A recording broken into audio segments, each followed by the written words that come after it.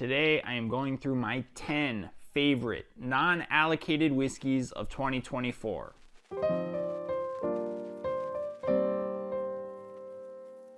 Welcome to Average Joe's Whiskey. My name is Joe. So a week or two ago I released a short and I released a live stream featuring my top 5 bourbons of 2024. And I got a lot of feedback, people saying, I can't find any of these bottles. Can't you make a list that's not allocated? Yes, I can. And here it is. I'm gonna give it to you right now. That's what she said. Stupid. To be fair, when I came up with my top 5 list of 2024, I didn't include strictly allocated bourbons on that list. The allocated ones just happened to win in the blind tastings that I did. I'm gonna do this list a little bit differently. I'm going to give you 10 whiskeys that I thought were the best non-allocated whiskeys of the year, but I'm not putting these in any particular order. If you guys want me to blind them and actually rank these in order, I guess I can do that in another video, but this video is just gonna be my 10 favorite non-allocated whiskeys of 2024. All right, let's get right into it. So my first bottle on this list is actually gonna be 2 bottles. Both of these came out this year, Bulleit 10 and Bulleit 12-year rye. So both of these are MGP, 95% rye, 5% malted barley, both delicious. I actually love the 12-year rye. I've been talking about the 12-year for a while. The 10-year didn't blow me away quite as much as the 12-year, but Fred Minnick actually seemed to like this one more. So I'm gonna give it another shot real quick, especially since I don't have a drink in my hand. So the 12-year I think is $59.99, $64.99, somewhere in that price range. The 10-year is $49.99, same price as the Bulleit 10-year bourbon. Both of these are 92 proof. As you can see, I've been enjoying both of these bottles immensely. There's absolutely nothing that I do not love about MGP rye. And being able to find it easily on the shelf at 10 years or 12 years for a reasonable price, that is just gonna win me over every single time. Oh man. I can see why some people would like the 10-year better. Less oak on the nose. You get more of those kind of spicy rye notes. I get a lot of peppermint. I get licorice on this, which is actually one of my favorite notes in whiskey, despite not actually loving regular licorice. Definitely some caramel, some allspice, some clove. The Bulleit 10-year I think did pretty well on Fred Minnick's top 100. I think it was in the top 50. Might have even done better than that. I'll have to look it up and put it on the bottom of the screen. Personally, I was blown away that the 12-year was not even on his list, but to each their own.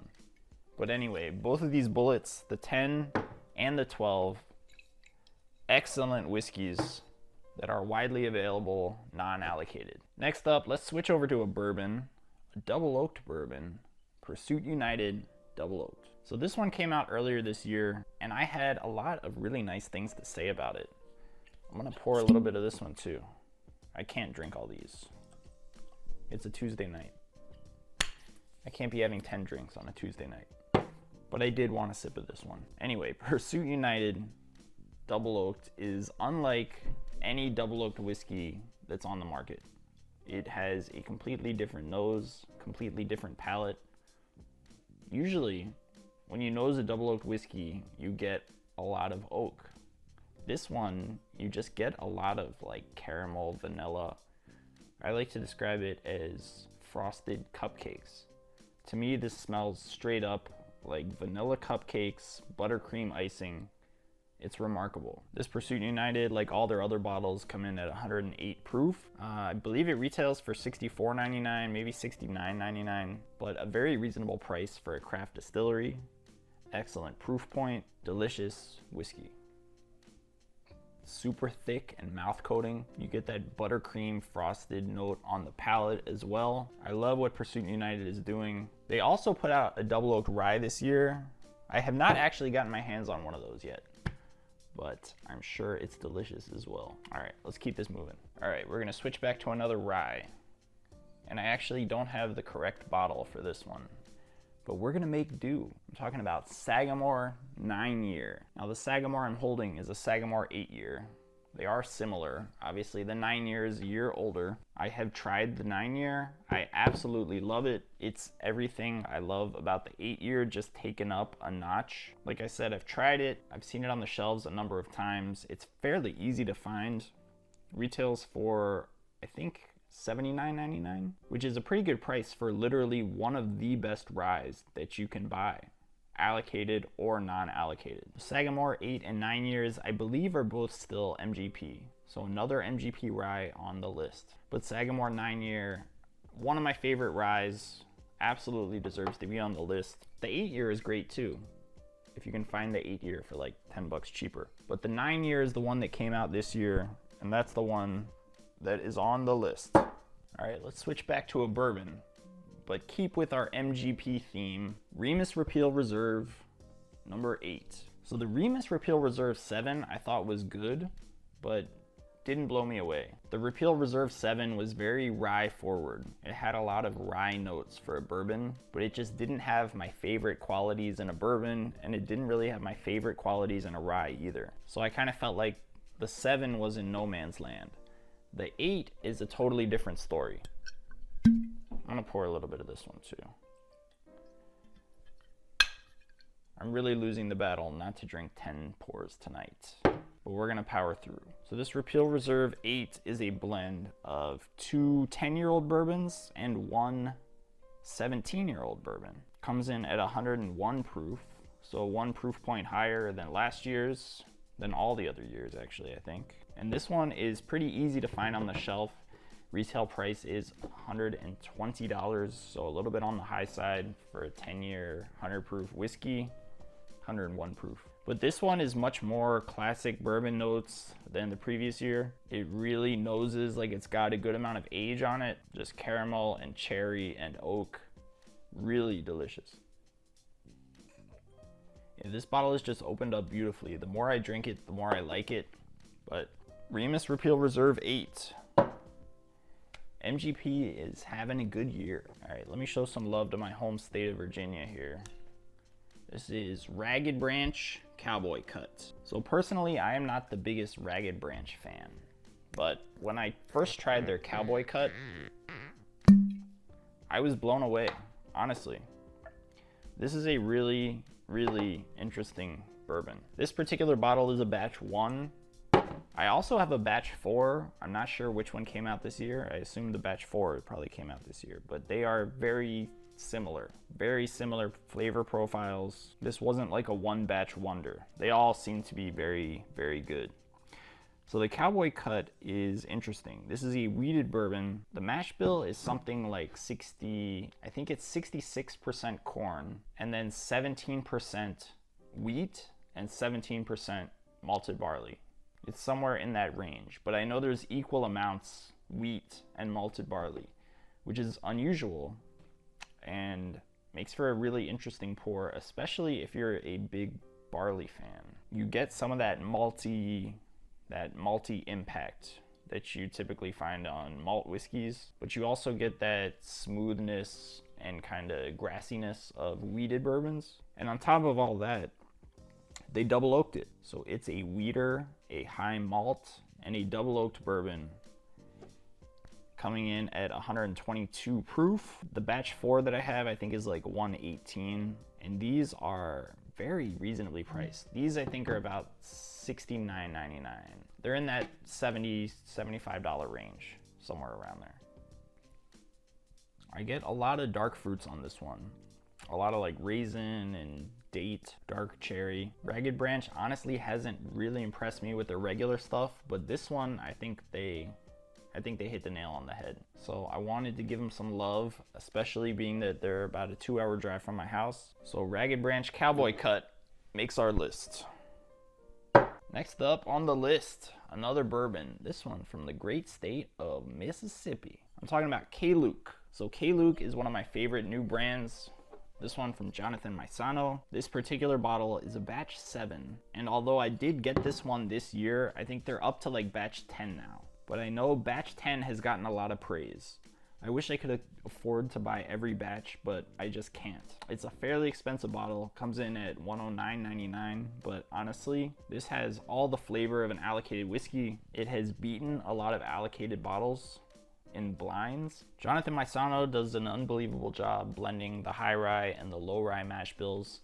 They use some fairly old whiskey, and honestly, I'm never gonna let myself run out of these. Now, honestly, the distribution for K-Luke is not phenomenal.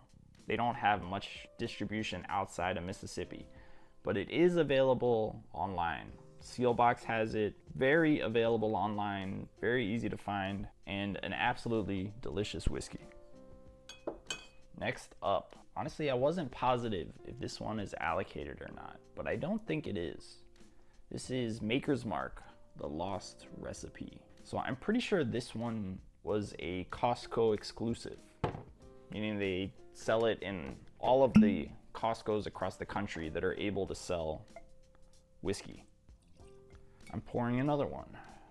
Can't stop myself. Jesus Christ. So the big deal about this one, they brought back this lost roasted French mocha stave that they haven't used in a long time, apparently. This is not part of their wood finishing series, but it's finished in the same manner that the wood finishing series is finished. It's actually the same manner that Maker's Mark uses for just about everything. They use 10 oak staves for their Maker's 46. They use 10 oak staves for all their barrel picks. They use 10 oak staves for their wood finishing series, and the Lost Recipe is no different. This is finished with 10 oak staves, 1 baked American, 3 seared French, and 6 roasted French mocha. So it does kind of give it a chocolatey taste. Really interesting and really good. One thing that somebody pointed out that I didn't realize until it was pointed out to me, this has a really similar flavor profile to the 2024 Maker's Mark Cellar Aged. I didn't think it did, but it absolutely does. I compared them side by side, and the Cellar Aged I still thought was better, but this was much more comparable than I thought it was gonna be. So I'm pretty sure these are still floating around out there, not just at Costco's, even though from what I understand it's a Costco exclusive. I've heard that people are finding them in some other locations. I don't know how that happens, but whatever. But if you can get your hands on one of these, I absolutely recommend it. Delicious, delicious bourbon from Maker's Mark. I don't think I'm ever gonna get tired of drinking that. Next up, how could I leave this one off of the list? Larceny Barrel Proof. So Larceny Barrel Proof from Heaven Hill, honestly, this has become just as anticipated as the Elijah Craig Barrel Proof releases, maybe even more anticipated. It's a wheated bourbon, same mash bill as the old Fitzgerald. This particular one is an A124, 124.2 proof. I think these come in at $69.99. They gave the bottles a much cooler label, starting with the C batch this year. But like I said, the A batch is what I'm holding here. Many of the Larceny Barrel Proofs have done extremely well in Fred Minnick's Top 100.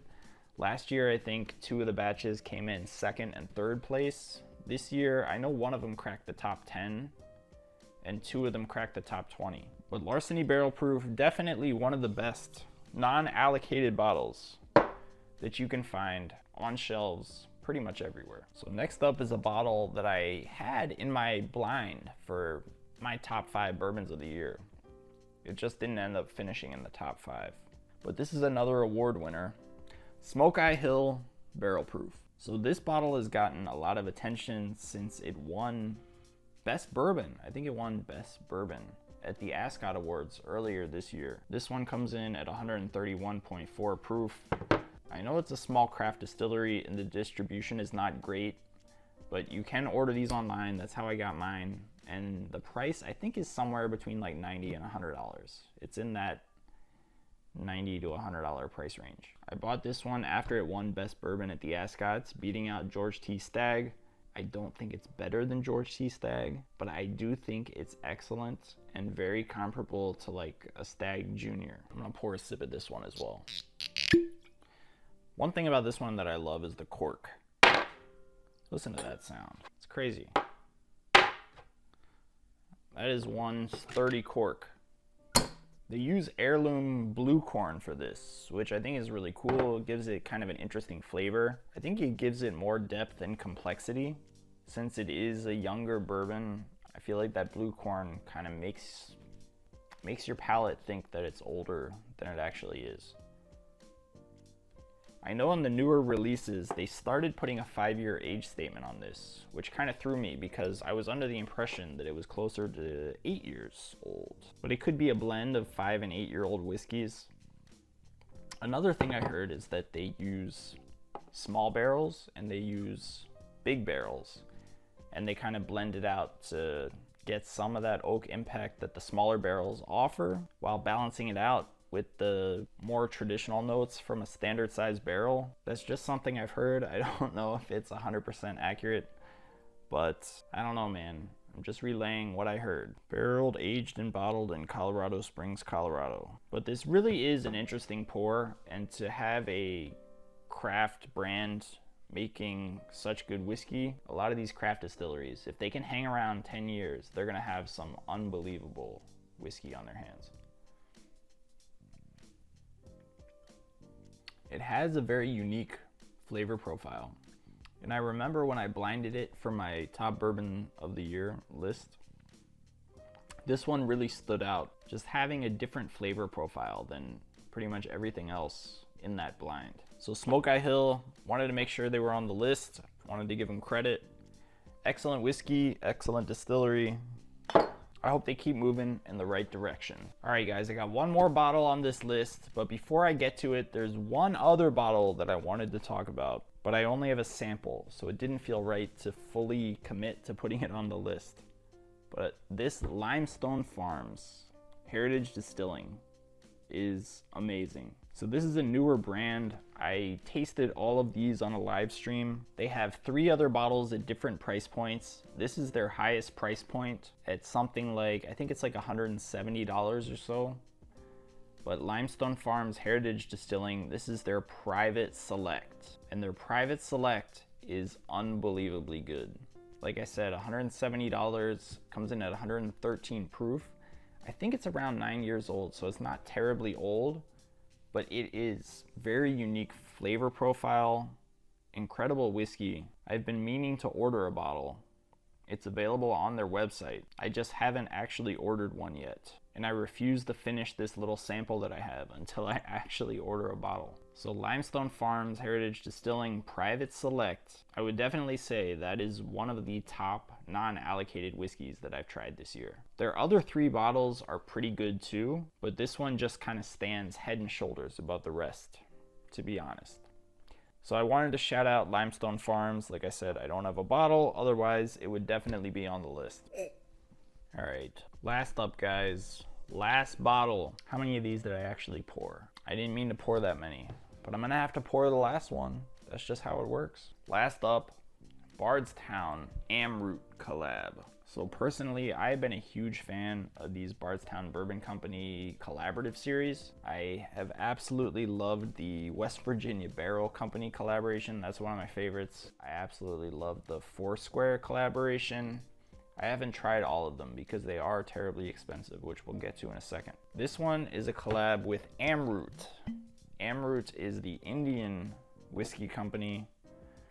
They make single malts specifically.